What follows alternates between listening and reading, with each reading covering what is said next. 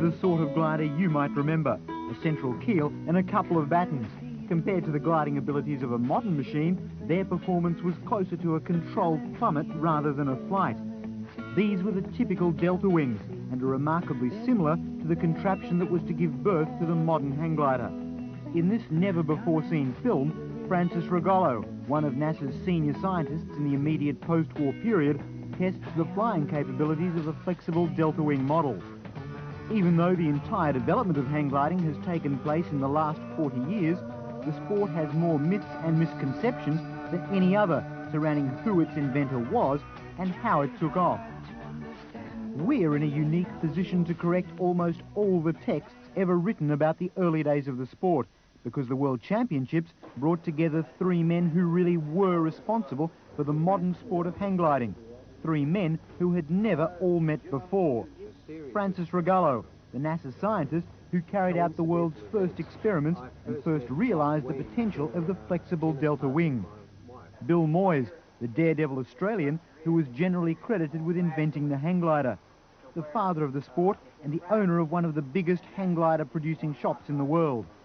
And John Dickinson, the quiet North Coast salesman, the man who really did invent the hang glider.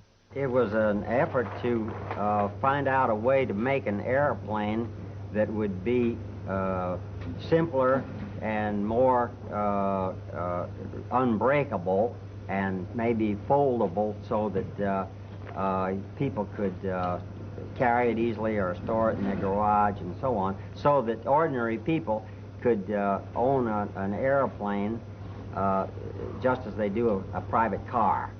I started working on this right after the war in 1945, thinking this way, and it was about 1948 when I got the idea that maybe it could be completely flexible, and made models and got some kites and gliders to work successfully in that manner. The models were indeed tiny. It meant he had a hard time convincing NASA that what looked like an advanced paper plane had a practical application.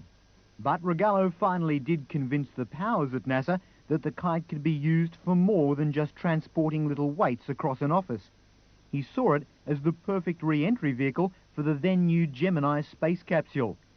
It was a photograph of those full-scale tests that caught the eye of a young New South Wales North Coast sales manager. It was John Dickinson who saw this photograph and realised it was just what he needed, a crowd puller for the 1963 Grafton Jacaranda Festival.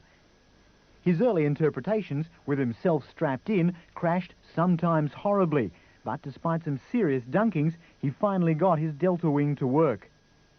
It was a water skier called Rod Fuller who, after several false starts in September 1963, flew a Dickinson kite around behind a ski boat and landed it back near the beach under perfect control. Dickinson had what he needed for the Jacaranda Festival. Made from Oregon timber and flapping blue banana plastic, he discovered that his device, once at the top of the rope, could glide to Earth, not stall and drop out of the sky like other towed kites that were popular at the time. It was a great idea, an idea he spent 2 years flying and trying to sell before he met Bill Moyes. Bill was persuaded to try the kite by another famous Sydney-sider, Gelignite Jack Murray. Bill met John on the harbour one day, and with Dickinson away ferrying the previous pilots off to hospital, Moyes strapped in behind a new speedboat driver. He went straight to the top of the rope. Then when we came back, I met a set of high-tension wires across the river, and I hadn't told the driver how to get me down, so I said, I'm going to find out if this thing flies. I just let it go, and it flew. So from then on, I've had a lot of fun with it. What was that experience like when it first flew by itself? I expected it. John had written 2 foolscap pages on how it should fly, and they were typed and not handwritten, so I figured this was the work of a professional and had to do it. So it went exactly as John said. And when I was having lunch, John arrived back from the hospital, and he said, hey, that guy's flown the kite. And he rushed up to me and said, how did it fly? I said, just like you said in the pages. He said, did it? That was the first time that I knew that I was the bunny. But Bill became far more than just a test pilot. In fact, from the time I first flew in 1963 to the time I met Bill, I'd tried absolutely everything. I was literally possessed by the thing. I knew what I'd done, but I just couldn't seem to get anybody to understand what I had done. And with this invention of wing of Francis. Now, however, it was Bill Moyes who understood what I was about and what I was talking about. And the sport, in inverted commas, of hang gliding is really, has come from Bill Moyes. The minute that he foot launched that glider, released it from the tow rope into climbing flight, he changed the whole nature of aerodynamics. Certainly Francis and I provided the hardware, but the father of hang gliding is Bill Moyes. We believed that it had to be, it needed a 30-mile-an-hour airspeed to take off, and you can't run that fast. So I was tethering the thing in a strong wind at La Perouse, and I had another friend holding the rope, and I was up there for some 5 minutes, and I noticed, to begin with, he was exerting a lot of strain on the rope to hold it. And after a few minutes, he was standing there, and the rope was loose, and I said, "Hey, aren't you holding that rope?" And he shook the rope to show that there was no load in it. So I let the rope go, and stayed there for 32 minutes, just soaring backwards and forwards on that dune at the golf course overlooking La Perouse. And John was very impressed with this, but I didn't realize again that we'd hurdled another gap.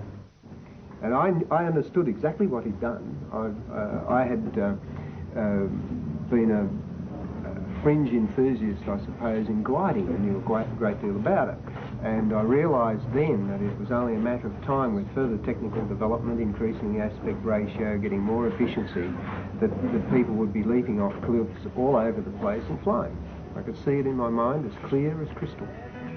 Bill Moyes realised the picture in Dickinson's mind. At fairgrounds and displays around the country, Birdman Bill was there. Perhaps his greatest publicity, though, came from a terrible accident when one of his displays went terribly wrong at the Melbourne Showground. It was an accident that saw him land in hospital, 3 broken ribs and several breaks in his pelvis. He recovered and this time took the travelling show overseas. It was headline stunts all the way, a flight off the lip of the Grand Canyon, world altitude records. Everywhere you looked, there was Birdman Bill from down under. It worked. In time, everyone was doing it. But just as the new sport was taking off, Dickinson, its bona fide inventor, walked away from it. So why didn't you stay in hang gliding? Well, the fact is that having been possessed of the thing for such a long time, that my job was suffering, my career was suffering, some of my home life was suffering, and I either had to throw absolutely everything into it financially, everything I owned and possessed, and a fair bit had gone in already, or turn around and walk away from it. And that is, in effect, exactly what I did. John divested himself of the whole thing so successfully that even in hardened hang gliding circles, no one has ever heard of him. The hang gliding tomes that document the birth of the sport don't mention him. It's only now that his contribution is being acknowledged beyond Moyes and Rogallo. This was Dickinson's first interview since saying goodbye to Bill Moyes in 1968.